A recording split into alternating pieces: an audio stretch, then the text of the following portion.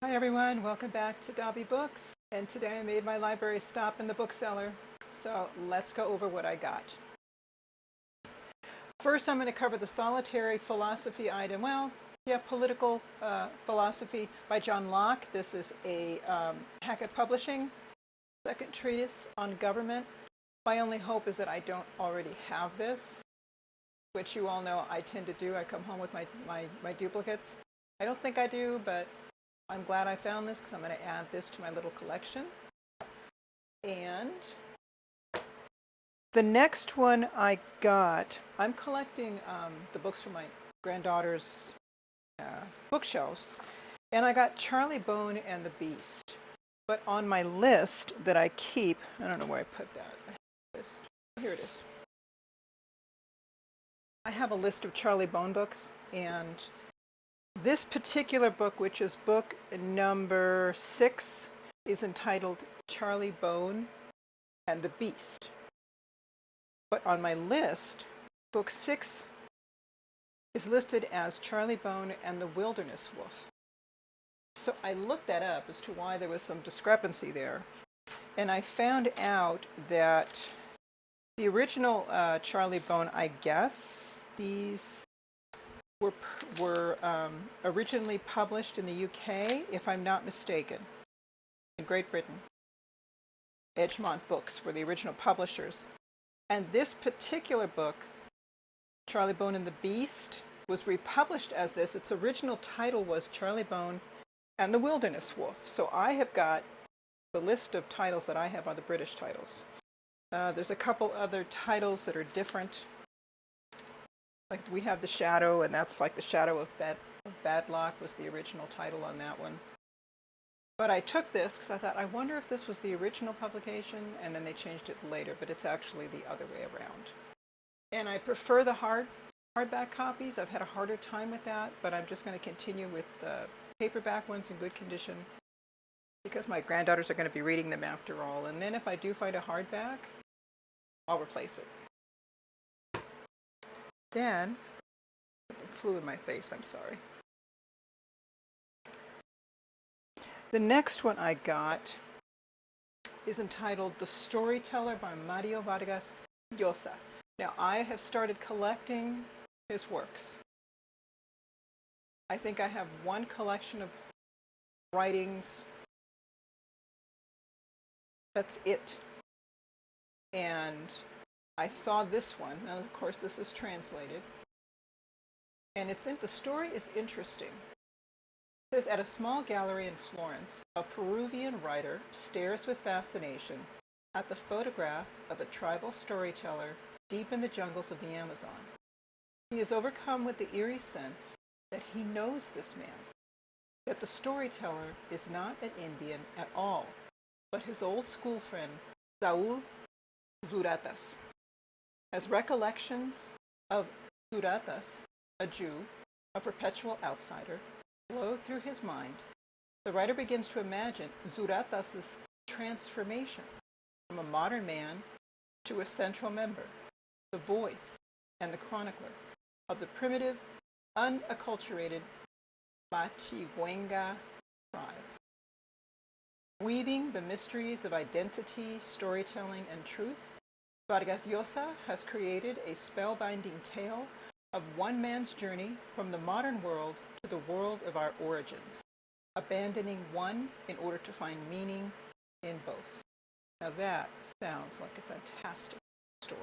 So, The Storyteller by Mario Vargas Llosa.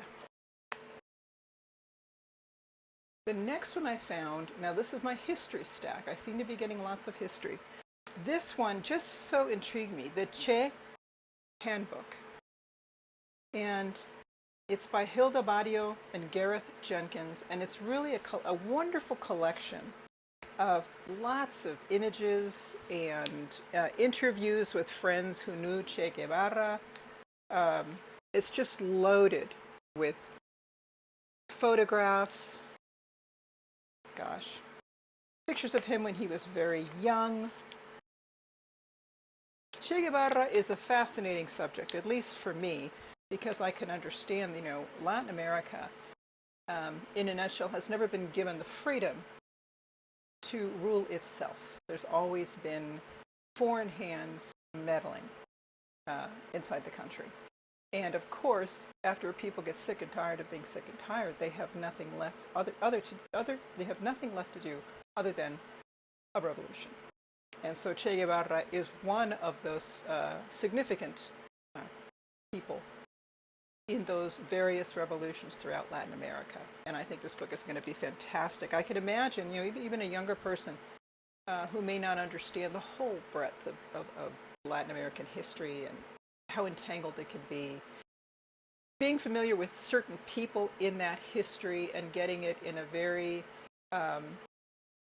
illustrated and small amounts of information at a time.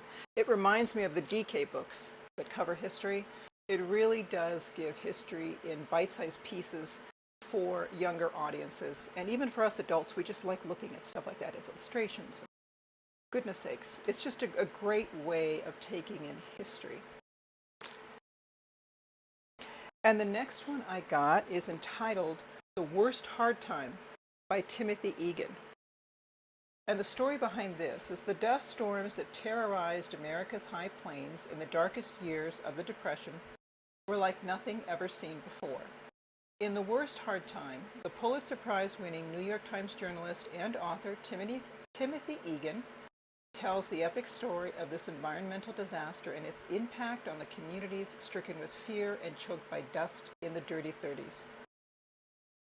John Steinbeck gave voice to those who fled the Dust Bowl in his masterpiece, The Grapes of Wrath. This is the story of those who stayed and survived. Those who now in their 80s and 90s will soon carry their memories to the grave. And it is an extraordinary story of endurance and heroism. In an era that promises ever greater natural disasters, The Worst Hard Time is a powerful, cautionary tale about the dangers of trifling with nature. The author, Timothy Egan, is a national enterprise reporter for the New York Times. He is the author of 4 books and the recipient of several awards, including the Pulitzer Prize. He lives in Seattle, Washington. This book I'm going to read alongside The Grapes of Wrath, so I can just get that full picture, the history and then the literature that was spawned from that time in history. I love that combination. So, The Worst Hard Time by Timothy Egan. The next history I got is The Forever War by Dexter Filkins. And this book, an instant classic of war reporting. The Forever War is the definitive account of America's conflict with Islamic fundamentalism and a searing exploration of its human costs. Through the eyes of Filkins, a foreign correspondent for the New York Times, we witness the rise of the Taliban in the 1990s, the aftermath of the attack on New York on September 11th, and the American wars in Afghanistan and Iraq. Filkins is the only American journalist to have reported on all these events, and his experiences are conveyed in a riveting narrative filled with unforgettable characters and astonishing themes. Beautiful. It was a New York Times Book Review Best Book of the Year. When was this published?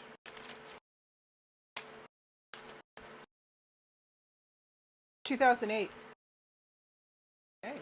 Forever War by Dexter Filkins.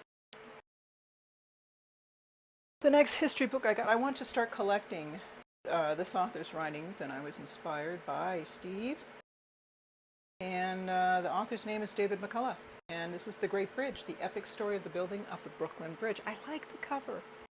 There's something turn of the century about it, isn't there? It's just the way it's put together. I like it very much.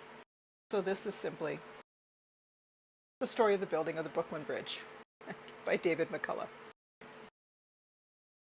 And the last one I got is history, but it's a what-if history. Fateful Choices by Ian Kershaw, 10 Decisions That Changed the World, 1940 through 1941. And what this does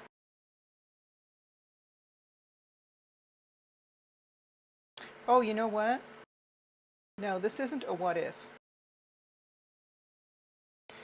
I'm confusing it because there was another book I was looking at in the history section that was a what if. What if these pivotal decisions had not been made and something else had been decided, and various historians were contributing their own take on that, what would have happened. Now that would have been interesting to read, but I didn't take that one home. Instead, I took this one, covering the 10 decisions.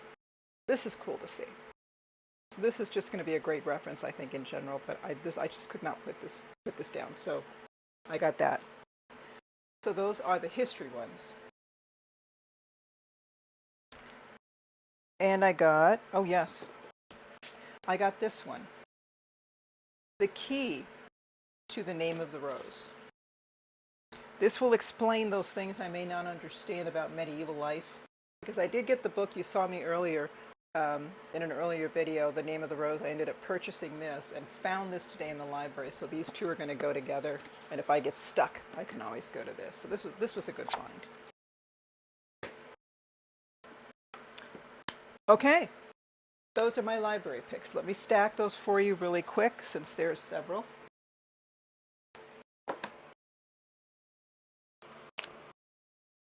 And there's a total of 1, 2, 3, 4, 5, 6, 7, 8, 9. I paid $11, so I'm assuming the bigger book costs more.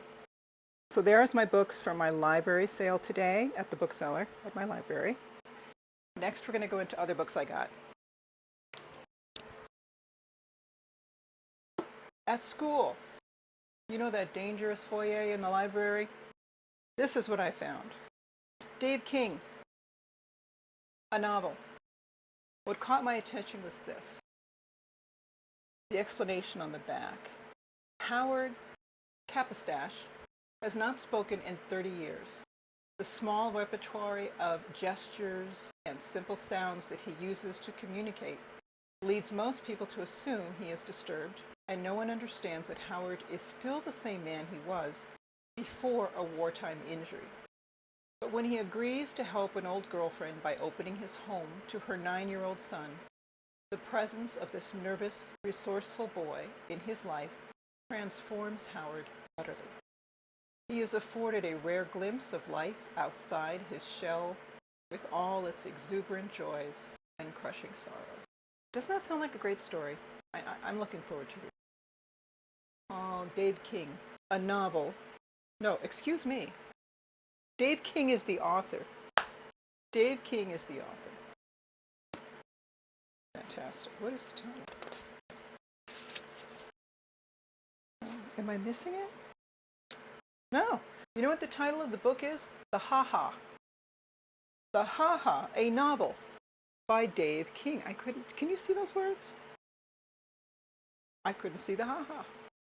Isn't that weird? Okay, now I'm even more curious. Okay. And I think that's it. Yes. The rest of the books I'm going to show you are what I picked up at Barnes & Noble. I went for one book in particular, and I came out with a few more. You know how that goes. All right. The first one I found was this one. I think it was the book cover that drew my attention. Okay. Would this draw your attention? Look at the books. That caught my eye. The title of the book is More Days at the Murasaki Bookshop by Satoshi Yagisawa, a novel. And since it said more days, I thought, where are the original days? And I went looking, and I found it, Days at the Murasaki Bookshop. So I ended up getting both books. It's just the coolest story. It's just life and the people who come in on a daily or weekly basis into a bookshop. We're book nerds. We're interested in this sort of thing. So I got the books. New author, but that I'm being introduced to as well. I love these covers. They're beautiful. Oh, goodness. Okay.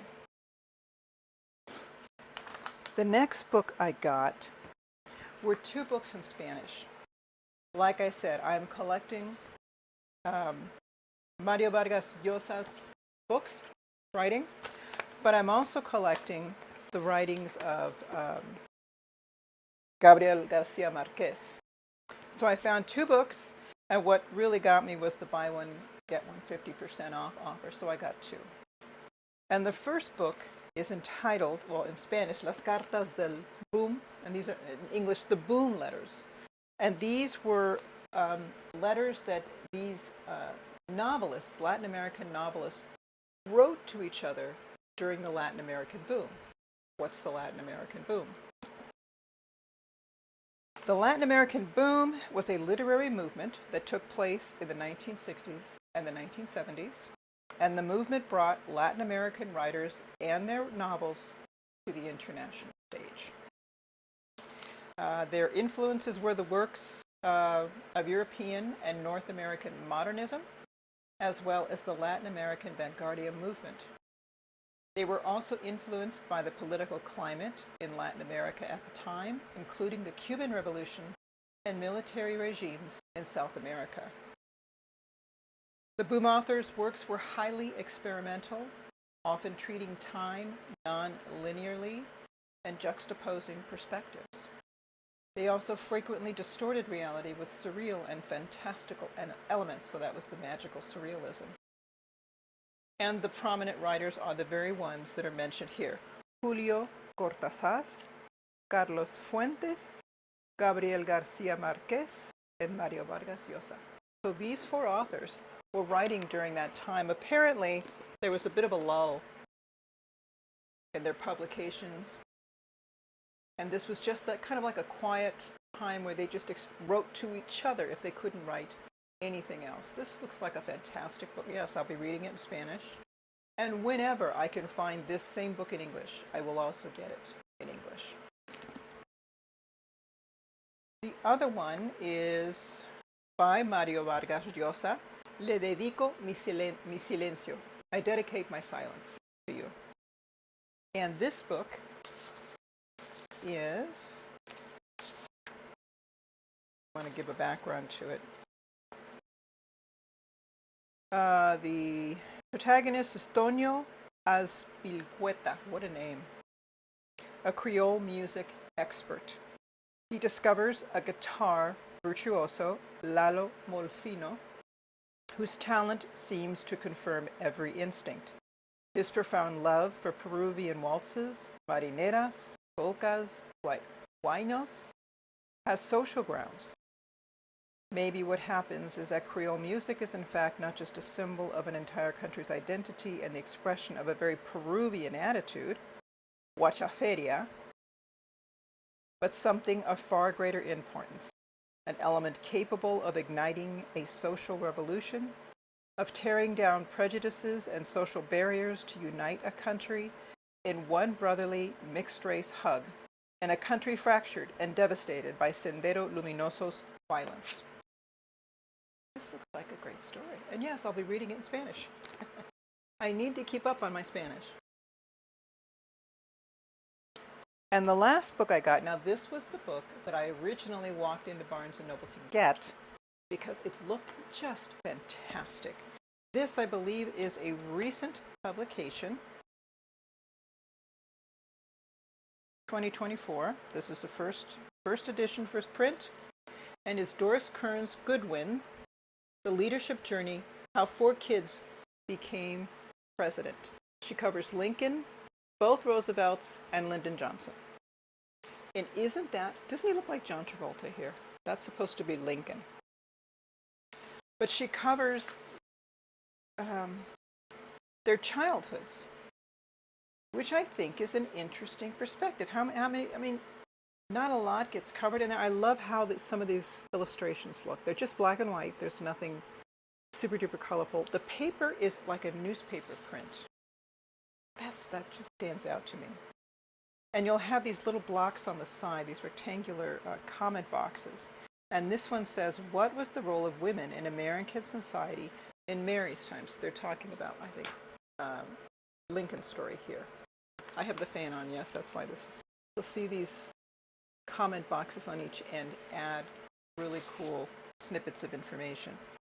In this other part, in like the next comment box, how was mental health treated in this era? So this is definitely a book geared towards the younger audience, which I love.